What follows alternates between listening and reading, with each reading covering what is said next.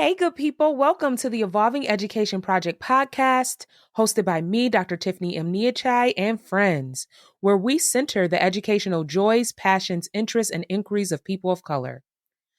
Today marks the beginning of our new series, Culturally and Historically Responsive Literacy Now, the Brilliance and Joy of Students of Color, which is inspired by Dr. Gholdy Muhammad's best-selling book, Cultivating Genius, an equity model for culturally and historically responsive literacy, as well as her second book, Unearthing Joy, a guide to culturally and historically responsive teaching and learning. For this episode, join us for the Gathering of Parents, part one of the series, where we discuss how these parents cultivate the genius, passion, and creativity that already exists in their children, preserve their children's spirits and joy, as well as their wishes for and demands from their children's educational experiences.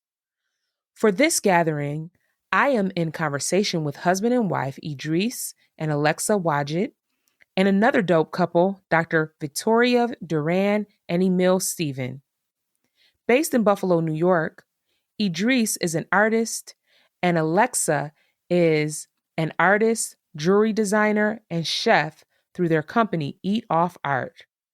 Residing in the Bay Area, Victoria is an educator, and Emil is an entrepreneur, creative, and former social worker. Although this is the first time this episode has aired, it was originally recorded in the fall of 2021. If you are wondering why I am just now airing this episode, please go back and listen to episode 13 where I explain myself. Please trust, though, that this conversation is timeless in many ways. Okay, let's listen in. You good. Okay, I am so happy that y'all are here. Y'all are parents that I have watched in different spaces. And I was just like, when I was thinking about like parents that I think are really dope and just parent in like revolutionary ways and not caught up in like the normal stuff that people that I see. I'm not a parent, so I'm not trying to make no judgments, but I mean like just beautiful parenting, I just feel like, and then just beautiful people individually and then together as a couple beautiful.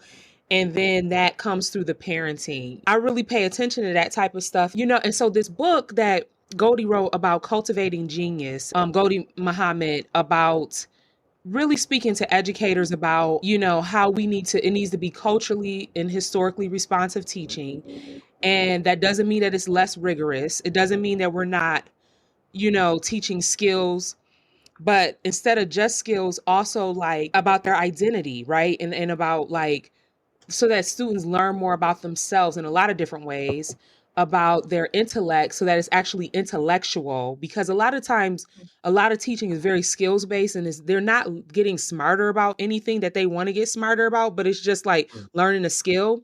And then criticality, right? Criticality.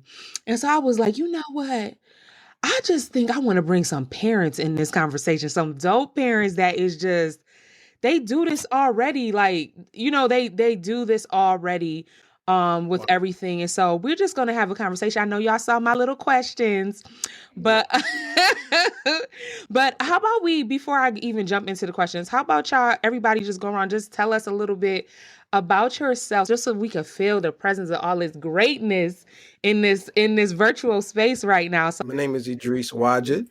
So it's a pleasure to meet Victoria and Emil. Tiffany, thanks for having us.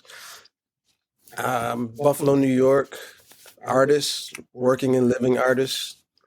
Currently pursuing an MFA, Master in Fine Arts at University of Buffalo, 2-year program. And raising 2 children with young men with my wife, Alexa. Okay, I guess that's on me then. I am Alexa Wajed. I am a full-time artist, jewelry designer, and chef. I am wife and partner in Eat Off Art with Edreys Wajed. We have 2 amazing children. And we're just doing this full time, understanding it as we go through it and learning what we learn. Hi, it's so nice to meet you, Edreys and Alexa, and to see you again, Tiffany. It's Yes. been quite some time in physically sharing space. So thank you for reaching out. And my name is Victoria. I'm here with my partner, husband, Emil. We have three children. Our son, Emiliano, who's 6, our daughter, Amara, who is 4, but practically like 14. Mhm.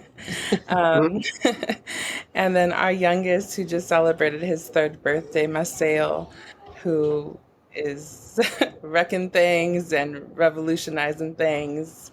So that definitely shines through in the name. Um, but I am an educator. I just recently graduated from the University of San Francisco, the International Multicultural Education Program with my doctorate. So I'm really excited to be more present, not navigating both school and this was the first birthday party to just not be a student and just be with my kids and, and then also going through the process, learning about caring for my own inner child too. That's been a lot in this journey and healing and also reflecting and, going through our process together has been really beautiful. Emil Stevens, I guess Bachelor of Behavioral Science, former social worker, creative, left my job to be home with our 3, which has been a total experience. It's been awesome. But it's definitely been a immersion and just really what active roles, what I mean, we play as partner, especially flipping kind of the traditional Yeah. thing on its head. And it's been great while also reteaching myself, trying to become just self-taught, reprogramming, and reaching back into our culture a bit more, joining the Black Business School, trying to just reform myself as an entrepreneur, kind of prepare to start a business, but again, trying to be present with our kids at the same time while my wife does an awesome job, you know what I mean, being the breadwinner. So it's been interesting. It's been new, a lot of new territory, which is awesome, you know what I mean, but it's definitely been, you start to realize what you don't know. So I think it's just been a lot of the unknown, and it's been really dope, but it's definitely been challenging. And I'm that person where it's by no means pretty, but we're trying to get through it. Yes. So do y'all hear all this greatness up in here? Ooh, I'm so excited. I'm so excited. Like I think there is a theme of creativity through all of you. Even though Victoria didn't talk about this, but I see her as a creative too.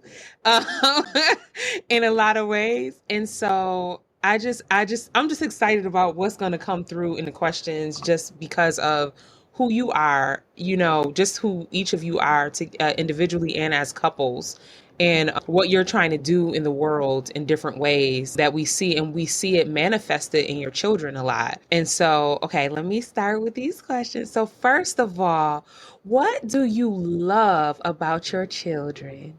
Just what do you love about them? I'll keep it going since the mic is already hot. I think for me, I think is especially having, I like to call it multiples. You know what I mean? I definitely started as a only child growing up, so to have multiple children kind of out the gate is really dope because you really get to see the different pieces of yourself. You know what I mean? I mean, I'm sure it'll change over time, but in the 3, I definitely see different contrast of myself, kind of like being a comic book freak, kind of like say your favorite episode where a person gets split into so many personalities, you have so many parts of that person. It's just interesting to see the different variations. I would say that for me the most.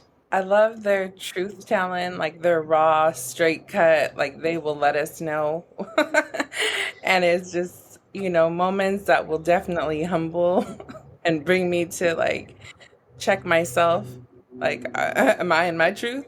Where they hold us accountable. And like those are rough and also really beautiful. They're rough when I'm in a path of just like, I got to get things done and I don't want to like really be present. And then they'll say something and it'll shake me. I'm like, oh, all right. And then there's other times where it's just like seeing them and not seeing them in their light when they're with each other. And the other day I mentioned to them, I said, I really hope that y'all cultivate a relationship together in your older age and like choose each other. Not that you have to, but I'm my hope and my intention of what I want to see them grow into is just really choosing each other in their older age and throughout their lives, because I see it, I see how my youngest adores his big sister. I see how my oldest, who's a Taurus, who absolutely loves to cuddle and like really loves to just, he asks to nap with us still, and like he's 6 and I'm like, I don't want you to lose that spirit, especially as a young Black and brown boy and what the world is already going to make for you or put upon you. And then the tenacity and just the love that is what I adore about my children, about our children. Our children are 17 and 20. So we've been through several stages with them. And I think now, as they are, the enjoyment comes from seeing more of who they are and recognizing that they have been listening, recognizing that they're creative, but they're their own person. You can see them challenging what they thought they've known. They're at the age now when they can come to us and they can ask us questions and actually have, these deep conversations and, kind of talk to them more as an adults. I love when they were little. I love when they were the cuddling and they were the playing around, but I love to see them growing into who they are. And I really enjoy that they have this relationship together, the two of them and their other 2 friends who are like the 4 brothers. They just have their own relationship. Like you said, they literally have their own relationship outside of us, outside of the family. And it's just beautiful. And they step into their own creativity. They're learning how to utilize their own voice, which is very, very important for us. And even through their own struggles, they're learning how to advocate for themselves. Mm-hmm. Those are just some of the things. And they're the best. Oh, that's right. That's right. Alexa said a lot. That was a hard question. I won't say hard. Mm-hmm. It was just challenging to boil down what I love about them most. Like most. It's like, man, that's a challenging question. I just appreciate who they are, like Alexa said. I appreciate one of the things that I appreciate about them is what we've afforded them, the best of our ability, which was to give them space to hear their own voices.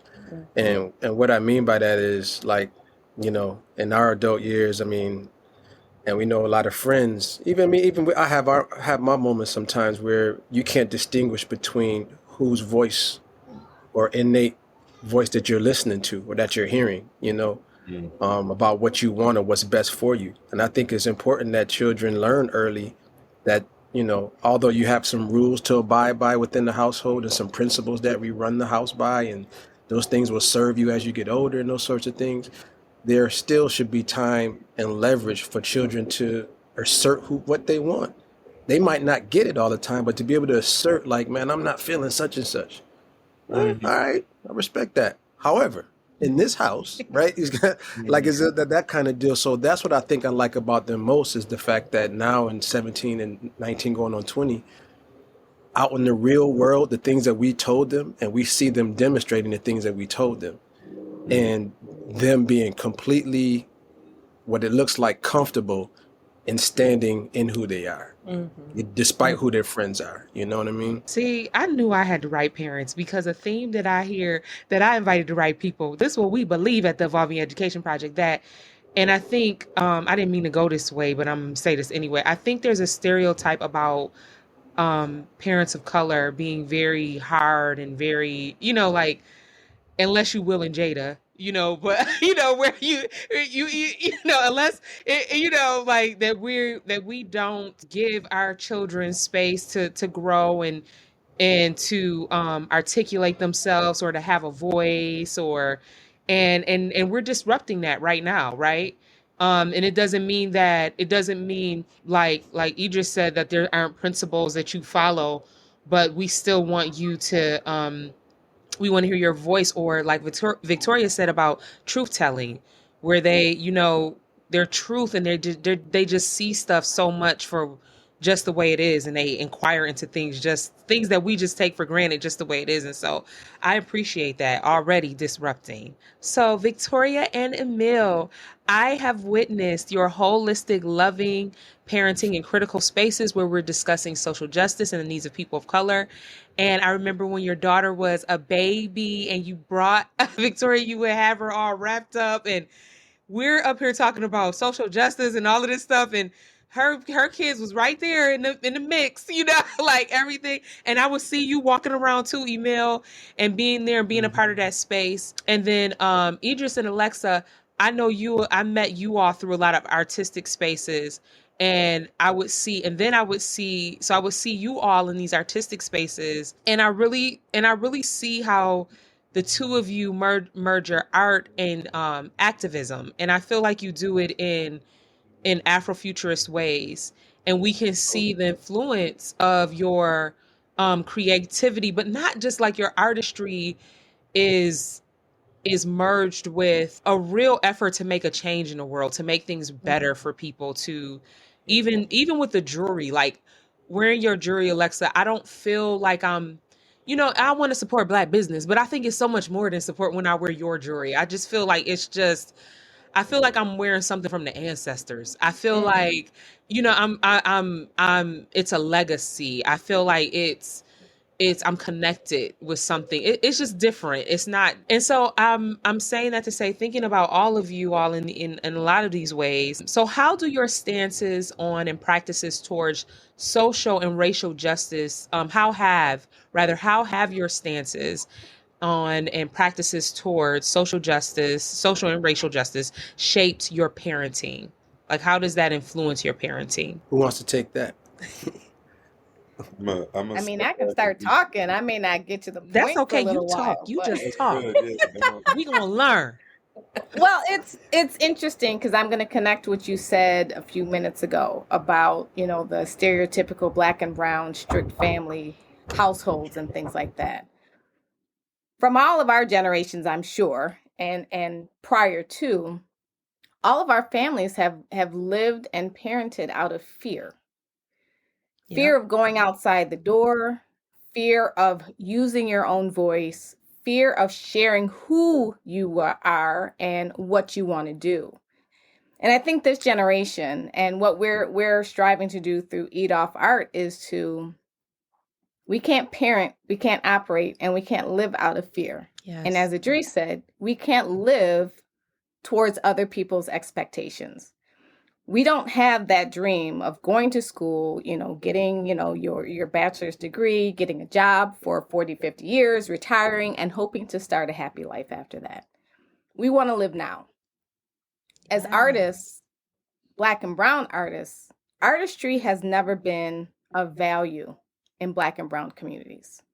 It's been a hindrance, it's been a hobby, it's been a waste of time. There's never been any value because we had to live up to these standards. And out of fear, our parents couldn't imagine, how can you have a successful career being an artist? You need to make money. They never thought that artists could make money or have any value. So in that, I think that we are changing this construct of what parenting and what livelihood is and all of these things, because we don't want to live out of fear. We don't want to parent out of fear. And we want to just be ourselves and express ourselves. That's a huge part of it. I may not have answered your question, but you did. It's so important to me that no matter what age you are, that you are expressing yourselves. We all have a creative bone. We all have creativity in us. And it's been proven that expression and art helps mental health. And we all know we're going through a mental health crisis right now. We all know that our kids are being punished right now for being themselves, told to sit down in their seat no matter what and not be themselves. That's just one instance of how our creativity starts getting pushed down at a very young age. So we didn't want our children to experience that. Also, too, I think in regards to, like you said, in the lens of like the greater picture of like, disharmony among, racial issues and injustices and, our activism through art, which I never really considered ourselves activists. However, I do accept the fact that we do create activation. Like activation is a practice too. You're activating a space, you're activating minds, you're activating thought. So that is part of the practice. And to me, as far as being parents, right? Like this is why, since our kids were 1 and 3 years old, they have been with us every part of the journey. At any open mic, all of, our open mic events, our vending when we're doing street fairs, staying late to finish up catering gigs when Alexa was doing private cooking. And like they've been at it every single moment. At every moment they've been there, they've seen a diverse group of people as well, like wide diverse group of people that were brought together for some particular reason, whether it was hip hop, whether it was art, whether it was food, whatever it was. So our children have been able to see a different experience that was curated by us and by an event or what have you of people of like-mindedness that were able to come together for a particular amount of time. So that's how they've seen the world. That's how their world has been shaped in a sense. Now, the challenge is that they both, for the majority of their school years, they went to private school. And at this private school, there is no diversity. They are supported in the sense of like the people that go there tend to get the idea of what our Black boys are dealing with a little bit, but not without our advocacy as parents. So we're there and we're being outspoken about things that they need to be sensitive to. But my point is like, so when they wanted to go hang out with friends and everything, they want to go out to the suburbs where their white friends are, driving 20 minutes and driving 20 minutes in, driving 20 minutes back out. And those experiences are challenging for me because being at this world that we've curated for them, not shielded them. We haven't shielded them from the stuff that's out there. Like we express and we talk to them about this stuff, the big, scary, nasty stuff that's still here. But at the same time, we talked about fear. Like we don't want them imposed and living and carrying this baggage and backpack of fear either. But it's just something for us to be mindful of. Like, yeah, you're the only Black kid in this car driving 25 minutes away, man, where they give tickets to Black folks all the time. Like that's important that you understand that. You know what I'm saying? So for me, it's that. But yeah, so I want to leave the floor for for Victoria and Emil. But so that's my challenge. Like we've curated their understanding of how to be. Like I'm happy with how their humanity has been formed. Like they have immense compassion and humanity for everybody, whereas everybody does not have that, exhibit that same humanity for them, right? Mm-hmm. So that's the challenge for me, and with them now being out in the world, Just want to honor that pause of taking in just all of what Alexa and Edreys have shared. I think of like the generational parenting from fear and breaking that, writing another way, intentionally choosing the spaces that we take up and not shrink ourselves. Then we have, eyes upon us. And so how do you continue in showing up, activated, showing up in your truest form, setting forth from a space of what I like to call audacious love. And I think about just the journey our children have been on with us and taking them to conferences and taking them to protests and taking them to classes that I'm taking, classes that I'm teaching, showing up with them wrapped or in baskets and shifting the space, because if the space is not centered in children, then it's not social justice. If the space is not centered in Black children, it's not anti-racist. I didn't do that because I'm going to go and make this, but I did that because that is what felt right and what was necessary. And I think for me, and, in talking with Emil, like, oh, I want to bring the babies to this. And he's just like, well, do we need to? And I like recognizing where that discomfort comes from, because it's also like, I also want to protect them from the white gaze. I want to protect them from energies out there, where people feel so inclined to like want to touch our children, and it's just like, that is not for you to do. And sometimes feeling guarded. That's even brown people too, not just white people, just to be clear. Just people. Continue. Right. No, and then I sometimes feel like, oh man, I didn't react enough, or I didn't catch that enough. And it's just like, Victoria, be gentle with yourself, because you shouldn't have to always be vigilant. And how I've been noticing, like, through the pandemic, especially, and like navigating back into like spaces, how fatigued I am with like and other people's energy, and I'm just like, I'm tired. Or being in the classroom, like, I'm fatigued because there's this energy of pain of what children are bringing in, pushing back, and like, how do we reclaim that vulnerability and softness and that love?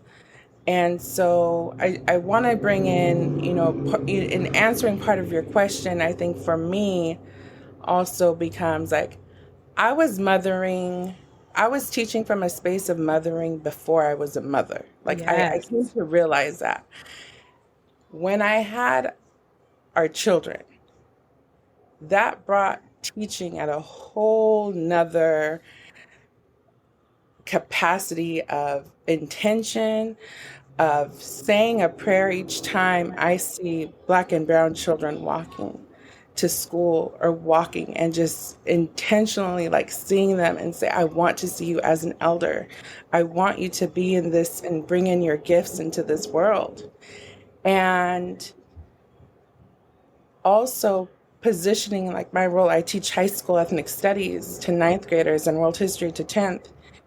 And expressing to them too that you all are the leaders of my children. And not to make it about me, but it is about me and my children and the children in your lives. So how you show up and with what purpose you're going to walk within this class, within this school, within this community, be it college or not, like, you have a gift. And how do we show up together to begin to share that gift and that magic? I see that magic in Emil. I see that magic in our children. And the hardest place to see that magic is sometimes within myself, right? And they've given me the greatest permission to like peel back those layers. Yes. Word. No, I think everybody touched a lot of stuff, and I don't want to tap into too many things, because if I go left, I'll get lost. But I just think, like my man Edreys said, like, I really like how he said it. I think I'm not one that really labels, myself an activist, but I do notice I like to get active. I like to do things that's active, right? Like, I like to play sports, but I won't necessarily call myself an athlete, but I like to get down. But I think, though, like my wife said, just very important to keep our kids involved, to be aware. But I think, really, like she said, I think it also being real as we've reached this level of adulting and adulthood, you know what I mean? You realize if you play certain games, you got to really be playing to win or playing by the rules, know what you're getting at, right? So really that too, and like she said, knowing when we go into these places, all right, we can go to this protest and whatnot, but do we need to take the kids? Okay, we're going to take the kids. What do we need to be square on? Do we have an emergency escape plan? You know what I'm saying? Are we aware of what's going on? Okay. And at the same time, just to touch on that, to where even just more so on the surface layer, to where I always remember one story where I found myself in a protest in Oakland. Long and short, also, like she's saying, folks freely taking pictures of you and your kids, or really your kids. Let's be real. A lot of times they don't want nothing to do with my black ass. So at the end of the day, though, my kids are cute. Oh, they'll acknowledge my kids, right? So Yep. at one point, though, having to also respect, like we're saying, my kids' presence, their spirit, their awareness, their moment in history. They're at this protest too. You know what I mean? Just like them kids you would see in Dust Bowl pictures, whatever. The point is, they're here. You know what I mean? So at the same time, I'm saying that because I would find myself trying to block their face, cover them up, censor. You know what I mean? But at one point too, I was like, nah, you here. You know what I mean? I'm here too. Be in that moment. You know what I mean? Like, let you get in there too. So lastly, before we go though, I think for me, I think as I'm finding, as I'm growing, as I'm reaching into, especially being a black man, as you kind of reach an age, you quickly see how things change for you as far as public popularity, right?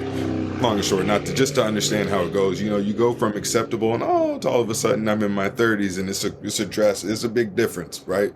Bong bong. So, but I'm finding for me, I think what I'm learning as I'm opening and digging back into self, and as my sister Alexa said, finding that creativity, one, but more so that need to have that need to be open, that need to be me, and more so that need to be free, right? Whatever that is, whether it's me chasing entrepreneurship and understanding what that means, black wealth, generational wealth, you know what I mean? As I'm starting to learn these things, but two, right, as we talk about lenses, also understanding that the mental magnet gets bigger of knowing what I'm fighting, all the different things. So having to be able to shut that off, one, but really just knowing it doesn't matter. Like, I gotta fight this fight. You know what I mean? I gotta build this space to be free. I can't, knowing now I can't I can't create more slaves. You know what I mean? I got to create more freedom fighters, more just free people. You know what I mean? I can't have kids that are negotiating their own slavery, right? So I just think it gets stuck on that part to where that's where I say I know I'm not perfect, and I think that's where I loved how Idris said again, I ain't gonna call myself an activist. I ain't gonna call myself, and just because at the same time I know for me what that means to be a true leader, and when I'm looking at those people, what I'm looking for, right? But I know what I'm working towards. So you know what I mean? I'm out here getting active, you know what I mean? And I just know on that tip, I gotta keep going until I reach it, right? So not to hog the mic, but yeah. Mm-mm. You know what, Emil, I love what you said about, well, kind of you're discussing this tension about, when people fall out of love with us, like like Hmm. when we're little, they like us, and it connects to Idris art piece that he has on a building in Buffalo that I saw circulated, and when they wasn't citing you, I was like, this is by Idris of E off art. Yeah. But anyway, it says it's a silhouette, I think. Correct me, artist, if I'm wrong. Uh, of a black Two boy silhouettes. Yep. and a black girl looking at each other, and it says love black boys until they become black men, love black girls until they become black women. And I also think it's like yeah, come on, there it is, you see. you know and that is yes, yes. So finding, I'm sure you can find it circulating. Make sure they be actually citing a real artist because they don't. But Word. anyway, if I see it, I make a comment. But Emil, I do appreciate you talking about that tension, and you. It sounds like like you're trying to protect that and cherish that part of them, but also they're not dependent on that because we know white people will love you for a minute and then they don't love you. Like, and it even happens to me now. Like, I understand wherever I work, I'm the flavor of the week for a minute, and Hmm. I got I smile and I'm sweet, but I will let you know. And then they act surprised. Like, you know what I mean? You not go just because I'm smiling, I'm nice, Tiffany. I still would be like, and I do think like I will let you know real quick. Cause and I think that, yeah, I just love that about, and you understanding that and also making your children aware of, like, don't get caught up into that. Cause I think sometimes, and I think you all were talking about this too, Alexis and Idris, about how you raise your children around a lot of people and they have, I think Idris, you were saying they have a lot of humanity, but understanding that even though you love in particular ways, they may not receive you that way, or they may get, soon as you turn 13, you a threat. I remember being a teacher walking through the hallway with my eighth grade boys who was, and I taught 7th and 8th grade, so they grow a lot from 7th to 8th grade. Like 7th grade, they like all dorky and climbing the walls and stuff, and then 8th grade they want to act all cool. I'm like, last year you was just climbing on these tables, so stop trying to act cool. And I remember I was walking in the hallway with 4 of my 8th grade boys, black boys, and they were doing some assignments. I was letting them make up some work or whatever. And as we were walking in the hall, I saw a white male teacher. As we were getting closer and closer and closer, I could see him turning red. I could see him getting visibly scared. And this teacher had been in the school longer than me. So you seen these babies. This was a K-8 building. So you seen these boys. These boys been in here their whole academic career.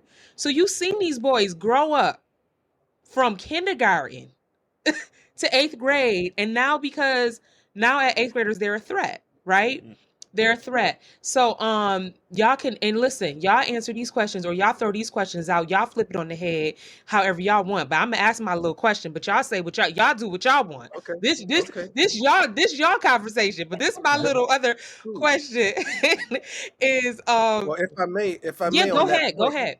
If I may on that point, so I used to teach high school too. Like I started in education as a substitute teacher, first of all. I've gone through several iterations while we're questing towards being full-time living, working artists, right? We've done several things, but that teaching piece right there, being in the school piece, that really hit me hard because so I was the only black teacher in the building. The group, the demographic of the school was like 80% black, right? And that says enough. But the only black teacher though, right? The only black teacher, and I taught visual arts. And so and I was there for 5 years. So on more than a few occasions, I had to let some of my white peers know what time it was because I would be walking through the hall, button down shirt. I don't look like the kids. Besides this, I don't look like them. I'm dressed for work. You know what I'm saying? You can't be in the hallway right now. I turned around like, oh, Mr. Wajed. I said, yeah, this is a problem. This is a problem that you can't even recognize the only black professional in the building. You can't even separate that face from the kids that you teach. That's a problem, man. And you're teaching our kids like with this simple elementary bias. You know what I'm saying? Like this, like if all the white kids in this building and all the white staff in this building, I have yet to confuse any of you. You know what I'm saying? That says a lot about your practice and how you move as a human being. So your point about that, really, those experiences that I had like that is why that's what created that artwork. You know what I'm saying? That's one of those things to put be reminded to put people in check, man. Like check your biases, man, immediately and frequently. Check your biases, man. You know, pardon me being amped up. That just got me though. That had me tight. You're activated. That's right. Oh my gosh. Okay.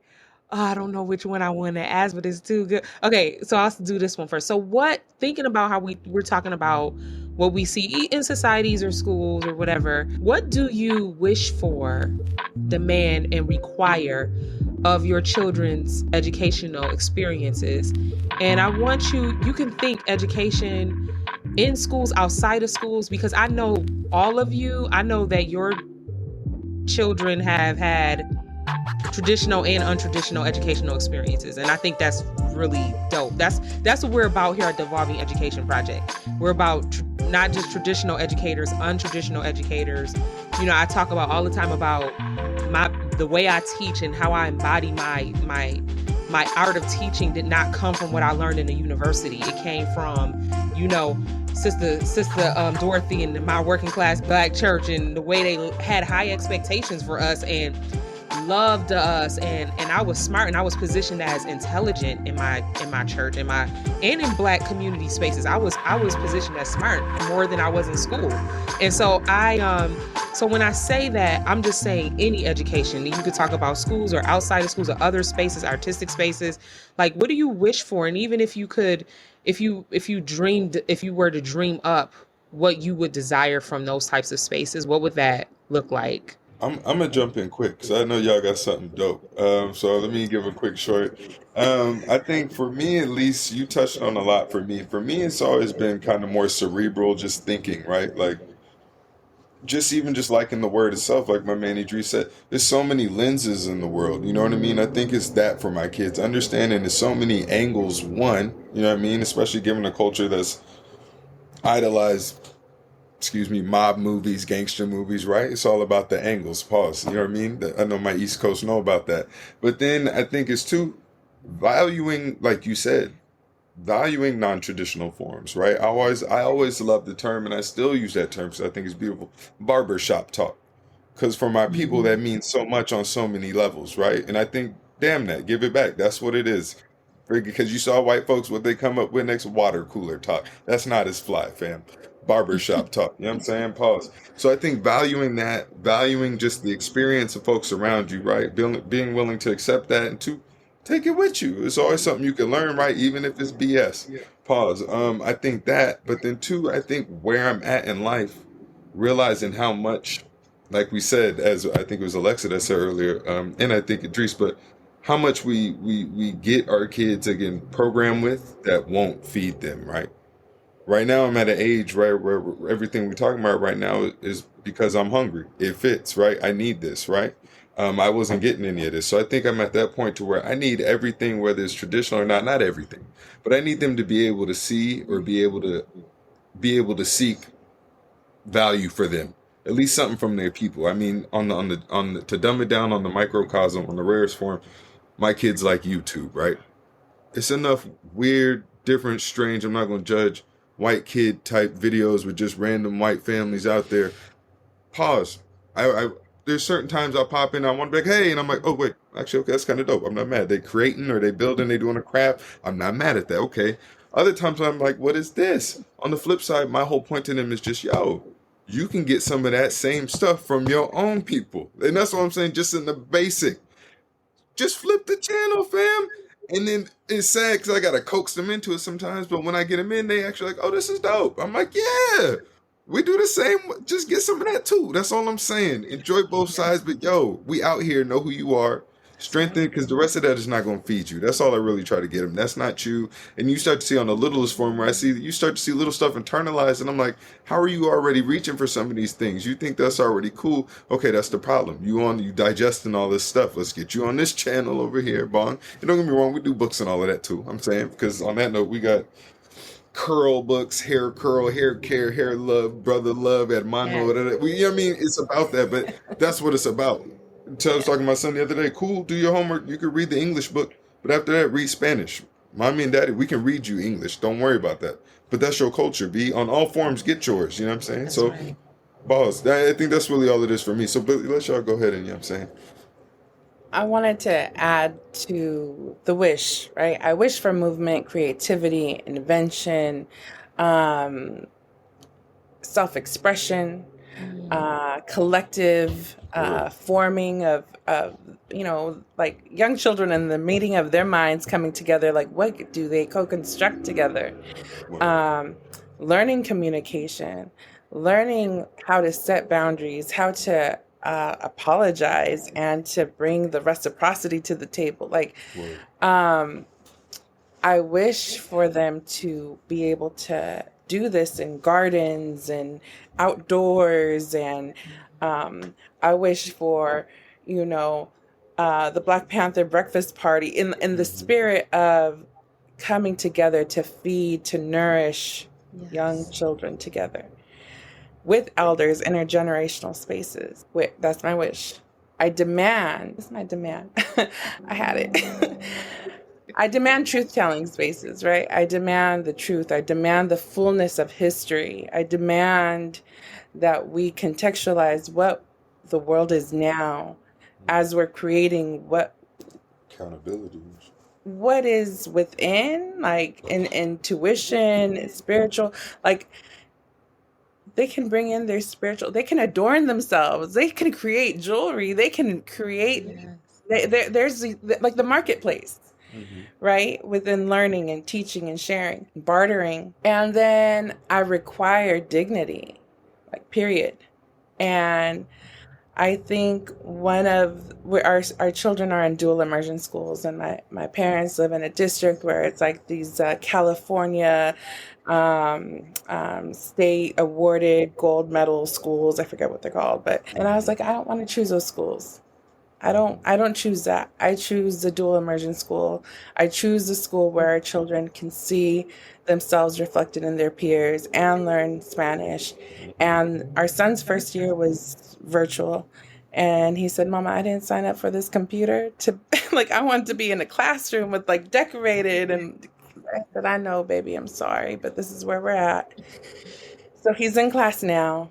But that first year, it was learning in the home collectively, and our babies were learning the songs with their older brother. And then what happened there is Emil also said to the teacher, like, can you bring in Afro-Mexican history? And then I popped in and I see my baby learning about Gaspar Yanga. And I'm just like floored. And I was like, how are they teaching him this right now? About the first free Black, liberated town, and like how that grew. And I was just, then another day I walk out and I see him writing antirracismo in Spanish and learning about Yuri Kochiyama. And I'm like, this is what it is. And it also meant Emil advocating and speaking about that, but having collective spaces to demand that it's brought in within the curriculum. And so for that, we're keeping him there, right? And we're choosing to send him there and to grow that within all of our children. With that, your kids are going to be just fine then. Yeah. Your kids are going to be just, that's beautiful. I mean, we mirror pretty much everything you said. I mean, really, I think the only thing I would add to the potluck for me, and if Alexa has something to add, is one of the things that we, I guess, would say demand or command is like obedience to who they are, like, because like who they are and who they're becoming. Obviously, the outside world is influencing that as well. What's influencing them from outside, though, has to be filtered through what we've already put into them. So what I'm saying is like that they be obedient to who they are, be obedient to who they came into this world as, and who we tried our best to feed them a good diet of things. And like that's like the command, and that's the wish. Because again, I go back to, as an adult, trying to distinguish between your parents' voice, which I would say, let's use the word voice, meaning limitation in this scenario, like knowing your parents' limitation versus your own personal limitation. Because oftentimes as creatives, both of our kids are creative and artistic. One of the things as creatives, like you always go, I mean, you don't have to be creative, actually. You don't have to be creative to go through the self-doubt and should I, shouldn't I? Yeah. What if? You don't have to be any of those things to go through that. But if you're a creative particularly, it's much better when you hone into your voice and your questions that are yours solely, and not echoes of past trauma from parents who didn't have the tool set necessary to groom that creativity, that little nugget of who you are, So that's what I would lend to it, No, nice. That is not a tough question, but in order to answer the question, I tend to look back to some things that I wish we would have done or done better, or things like that. I'm happy that we took our kids everywhere, because experiences and education happen definitely outside of the classroom. I'm thankful that they were allowed to see the trials, the tribulations, the successes, and everything else that we've been through. I'm thankful we didn't hide anything from them. I'm thankful that we kept the lines of communication open so that if something was going on or they needed to talk to us, they could. I wish we didn't live in a society that focused on college preparatory. I wish that we did not have this pipeline to jail educational system where Black kids are looked upon as one thing and don't have any hopes or future of success.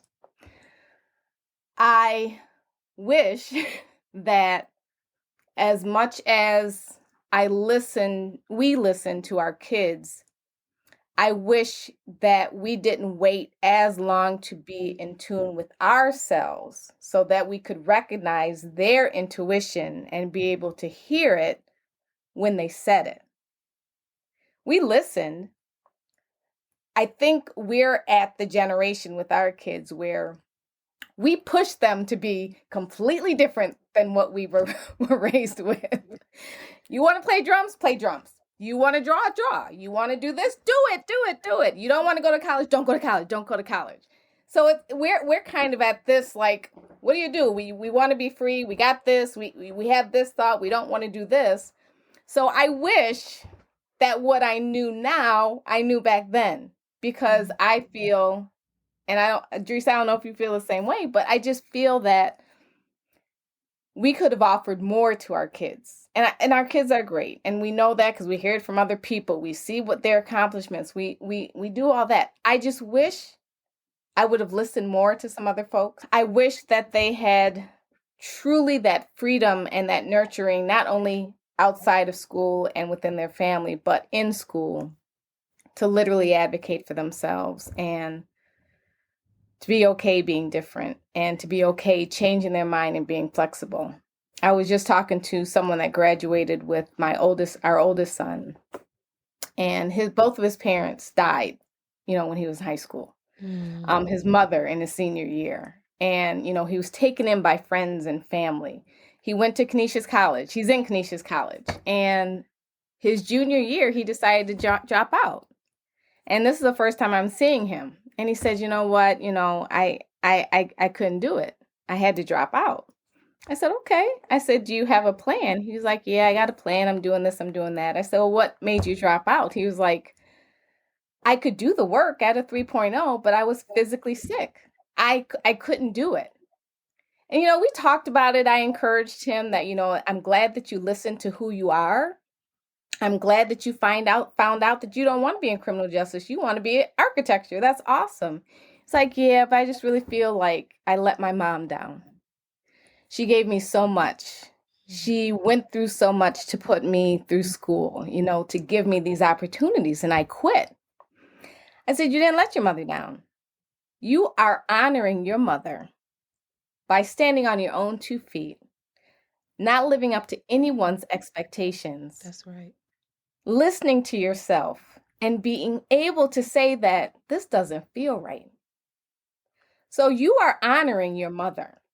And I don't think that our kids always, even though we may tell them, and I mean our kids in general, we need to let them know it's okay to change your mind. It's okay to say, I don't want to do this. But you got to have a plan. You got to know that, this may not be the right step, but let's work together to figure out what that step is. Let's talk about it.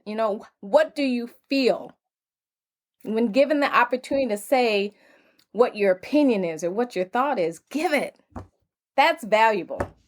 That's my wish. I just wish that our kids knew that. Our Black and brown kids and in all of our communities. I just really wish that they had that.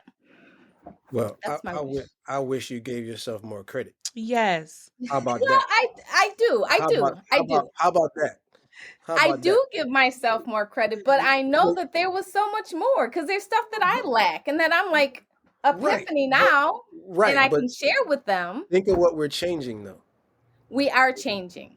But you Like, know that when you're going through change, when you're in it, you're not at that high view where you can say, "Oh yeah, oh right, yeah." Oh. but to wish that we have done more is discrediting what we did. We Respect. can't both.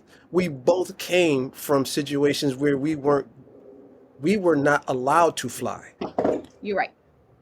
No, You're but I right. get what you're We saying. It's You're like right. investment, right? It's like, oh damn, I just learned about investing in stocks. Had I known this 10 years ago, damn. But then it's Right. like my man Idris is saying, you like, fam, you investing now though. Like you can't Right. Yes. but like you said, you understand the logic of like, but damn, had I done it though. yes. Nah, I get it. I get it. I get it. I get it. No, I that's, feel you. that's a fact. Yeah. Yeah. So can I ask y'all one more question? Just one, then y'all could go. This is my last. Hey, we got all I'm here. afternoon now. This Our my kids one are where they're question. supposed to be. Cause y'all, y'all busy, y'all parents and y'all do stuff on y'all own. So I need to like hurry. Okay, no.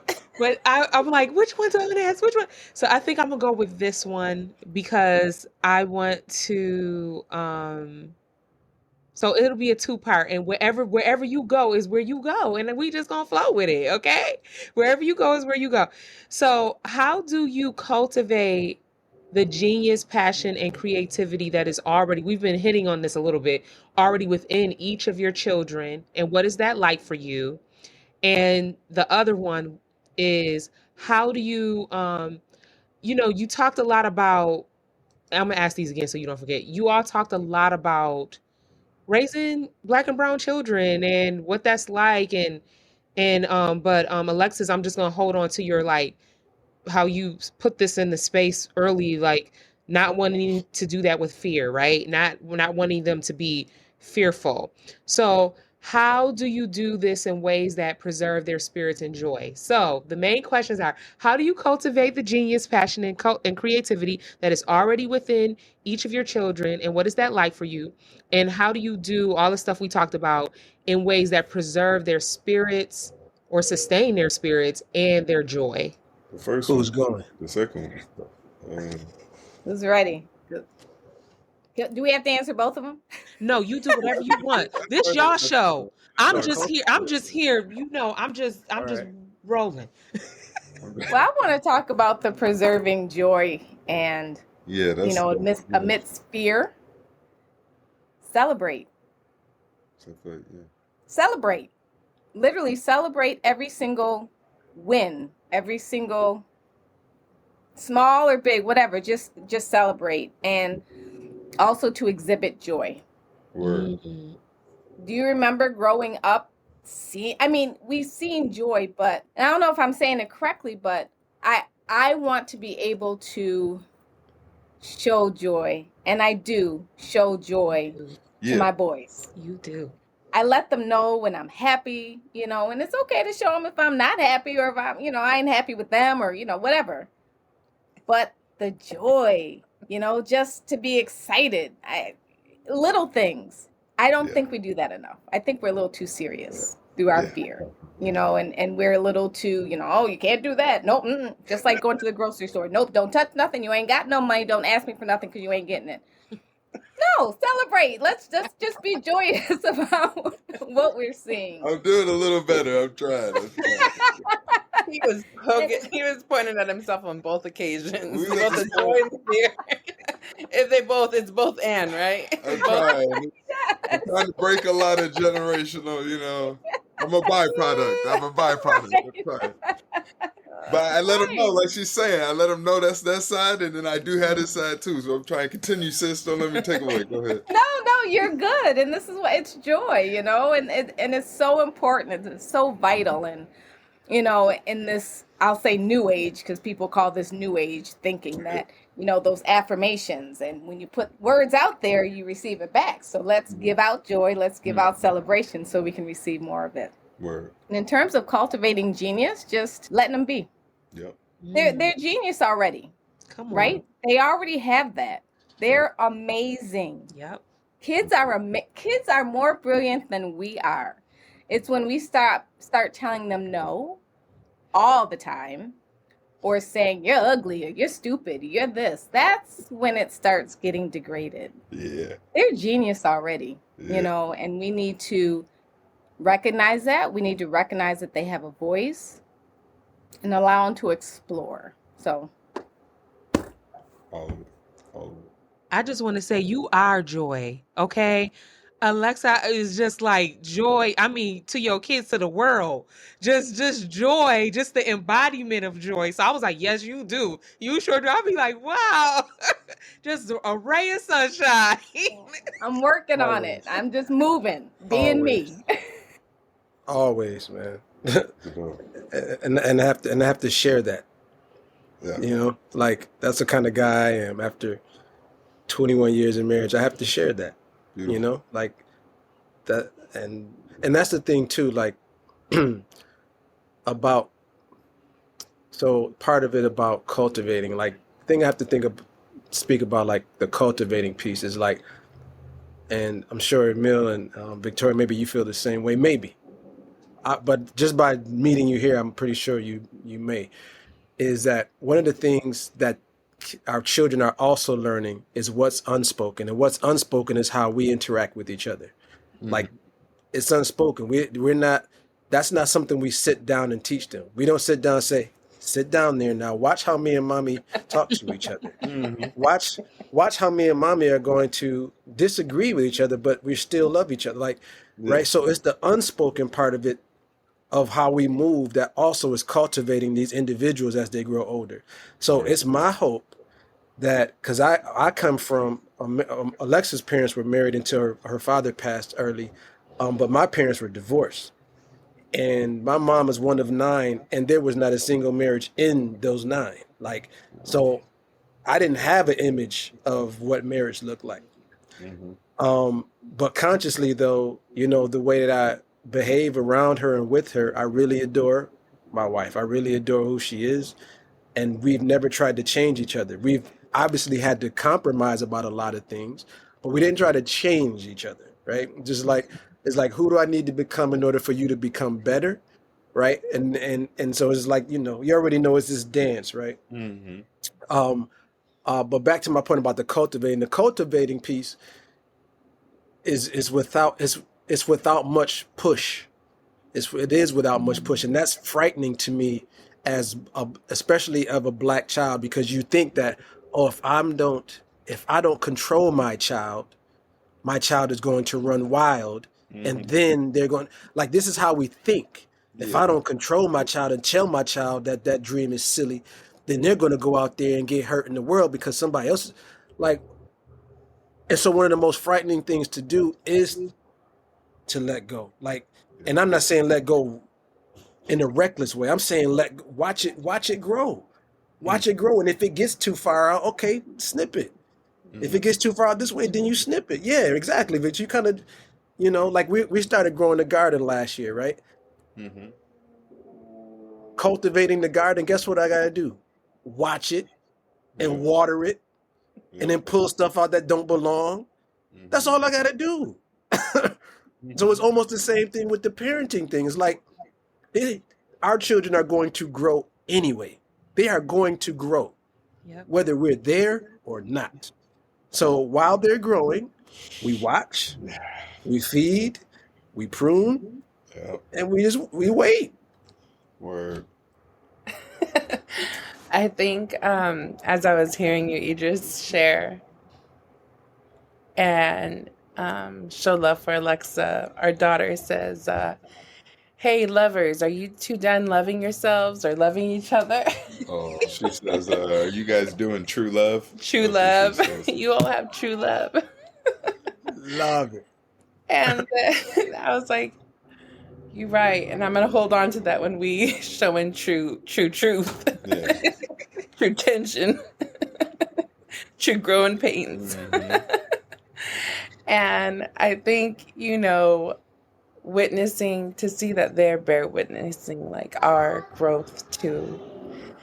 And sometimes we need our time outside to bring that joy to who we were rooted in before them, before each other, and kind of like seeing that and feeling supported in that and reciprocating, that has been a really big gift. And so I think cultivating genius means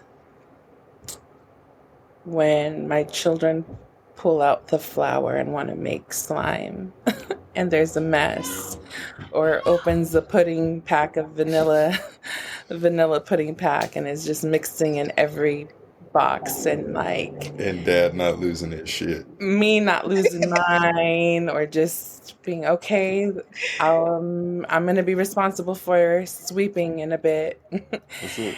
And sometimes it's just like everyone has a different labor. I can force and say, I need you to clean this up. And I can also acknowledge, like, oh, you were experimenting today. You were mixing things up. Like, I see that. It can also mean when I see my children, like, just feel the spirit of music and go into dance and celebrate and have that joy of a dance party.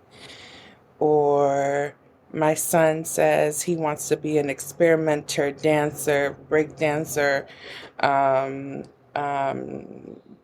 do like astrology, and I'm like, you could do all of that. Like, that's you.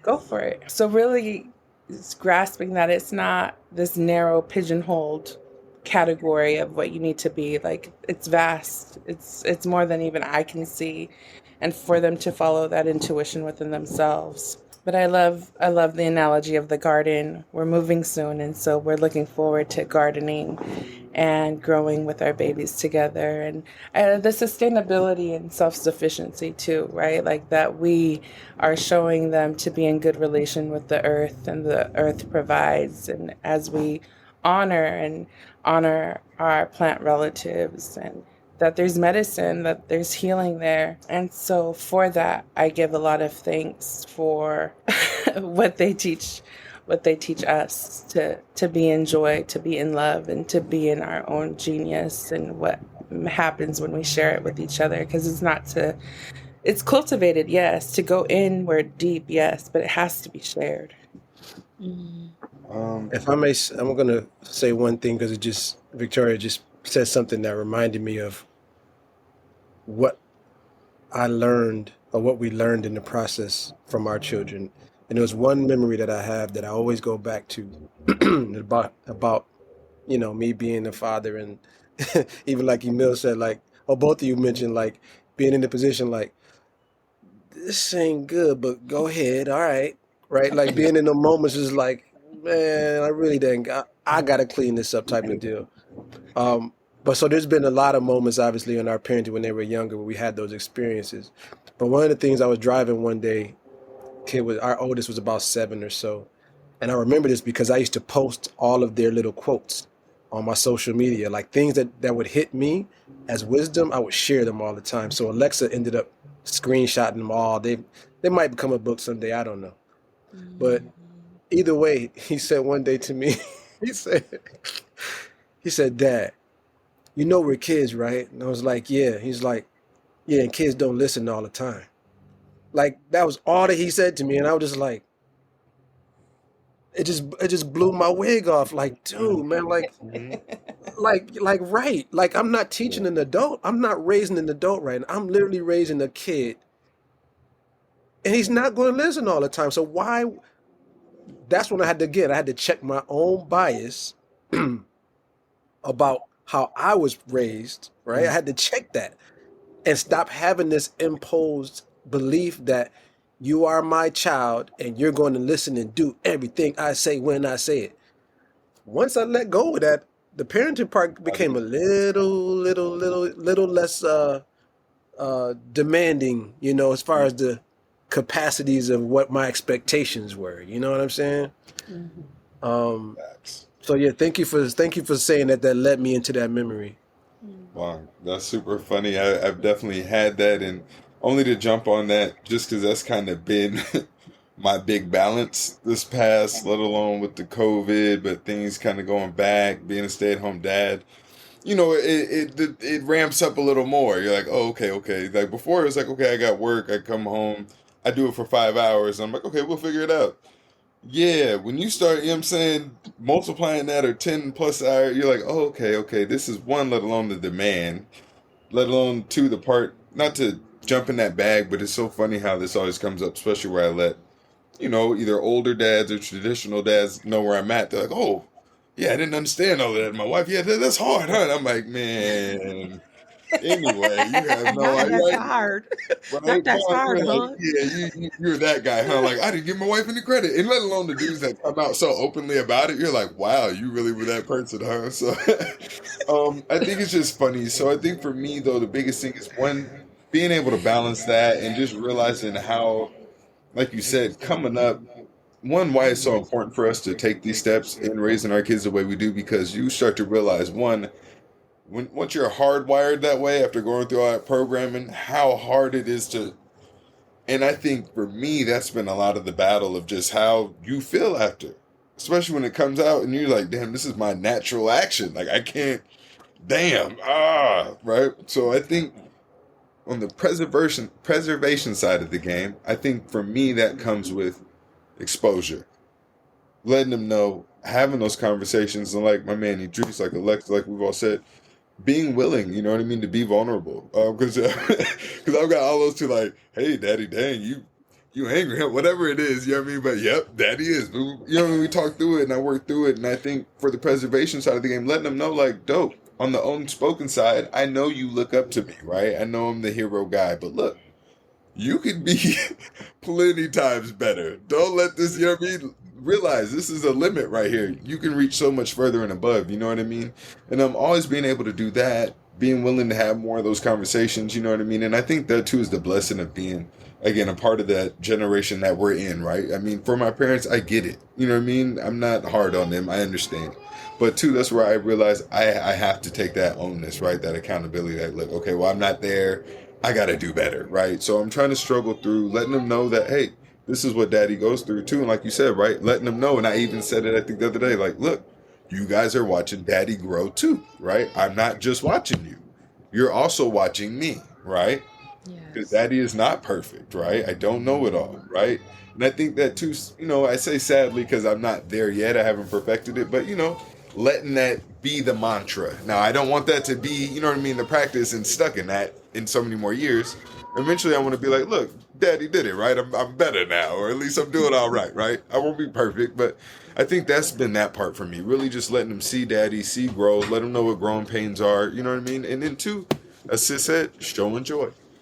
Because it can't always be hurt, right? It can't always be, you know what I mean? I got to show him when daddy thinks it's funny, when something is not funny, or daddy has a silly side, right? So I try to give him that balance. So I think letting him see that. I think for cultivation, though, I think it's like you said, let them grow. But I think exposure in the sense of showing them, not pushing, just like, hey, like I think it's everything, you know what I mean? Whether sharing art, music, we love a lot of like Afro Latin, all the Afro beat. You know what I mean? All of it. I love the, being a hip hop head. Shout out the East Coast. Sharing b-boy videos, battles, b-girl. You know what I mean? Just stuff with just folks going off, right? Just dancing, enjoying, and just again having joy and celebrating. Just enjoying their body, embracing, doing arts and crafts. We I think built little pipe cleaner people, you know what I'm saying, today before this, but whatever it is, I think it's just Exercising that together. exposure, right? Exercising the mental, because too, I Yoga, know dad is not always present, meditation. right? Especially being stay at home, I'm cleaning and stuff, but at least knowing I'm like, hey, this is stuff, if not we can't always do, you can do, you know what I mean? Just showing them so much different stuff than just sitting here in front of the ad or this or whatever. So I think it's just exposure for me for cultivation. Say hello. That's very. I follow that sentiment. I Word. follow that sentiment, man. Exposure. I didn't. I'm glad you. I'm glad you capped it with that. Yeah, because we believe in the same. We believe in the same thing. And we do. And I know that sometimes Idris and I will say, the kids come through us. They're not here for us. We're here to guide them. We're here to give them, what they need and nurture them. They're not here for us. Yes.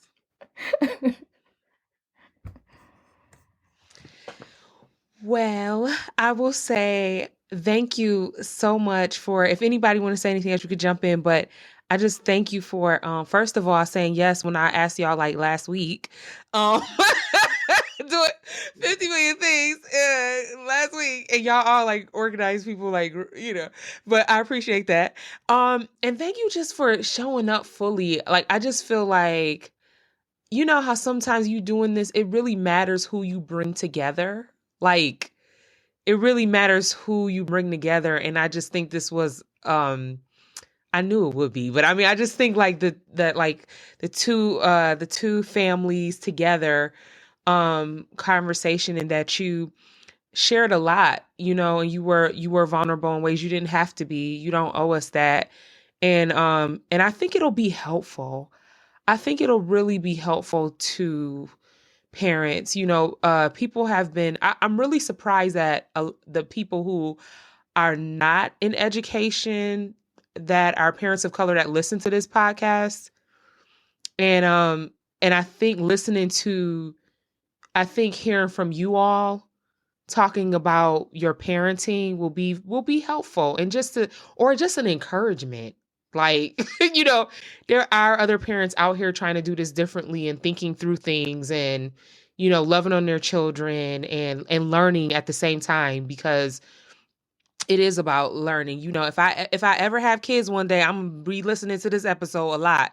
Um, if it ever happens for us, I'm gonna be like, let me listen to this. Actually, I'm gonna be calling. I got all y'all numbers. I'm gonna be calling y'all on the phone. Like, You better. what You y'all better. say y'all did? Oh. All right. That's what it's about. That's what it's about, sis. It's not supposed to be in isolation. Village. Yes. You know what I'm Yes. saying? Community. Yes. Wow. I just want to thank Edreys, Alexa, Victoria, and Emil for being vulnerable and sharing their wisdom, experiences, and reflections as they, in Alexa's words, change the construct of what parenting and livelihood is by not parenting out of fear. The truths, voices, and dreams of children must be honored as we, according to Emil, build spaces for them to be free. This is our duty as the adults. In this ever-changing world, I share Victoria's wish that, and I quote, we would come together to nourish children with elders in intergenerational spaces, because if the space is not centered in children, then it is not social justice. Thank you for listening to part 1 of our Culturally and Historically Responsive Literacy Now, the Brilliance and Joy of Students of Color series. Be sure to tune in for part 2 next Wednesday, where we interview Dr. Gholdy Muhammad about her book, Cultivating Genius, an equity model for culturally and historically responsive literacy. Trust, you do not want to miss that. To find out more about the Evolving Education Project, to write in, or to join our listserv, check us out at evolvingeducationproject.com. And please subscribe to this podcast and follow us on Instagram, X, and Facebook. If you can only choose one, please follow us on Instagram and love all of our posts. Please. Support that doesn't cost a dime. If you've been enjoying our podcast, you can also support us by writing a review. Favorable reviews help more educators, organizers, families, communities, and activists find us. We hope to continue to cultivate an authentic audience and community. We want you to help us to evolve over time and shape what this could be. Now that you know what we're about, let us know what you want to learn more about, authors that you would like us to interview, discussions you would like to have. Also, please write in by sharing your stories, dilemmas, joys, a related incident that made you laugh, questions, disbeliefs, hopes, and more when it comes to people of color. You can write in through the website, but if you ain't got time for all that, I get it. Write in by sending us a DM through any of our social media outlets. And if you don't want to type it out, you can write in by sending us a voice memo, audio recording, or video. All of this counts as a write-in. Okay, so who should write in? Children and youth of color, parents and caregivers of children and youth of color, traditional and non-traditional educators, teachers, leaders, administrators from early childhood to higher ed, activists, organizers, artists, authors, community workers, leaders, nonprofit, not-for-profit, and anyone who loves people of color is invested in their humanity, past, presents, and futures, and who wants to make social justice a reality. We will discuss your write-ins on the show anonymously unless you tell us otherwise, so don't miss it. Tune in next Wednesday for a new episode. Okay, that's all for now, good people. We out.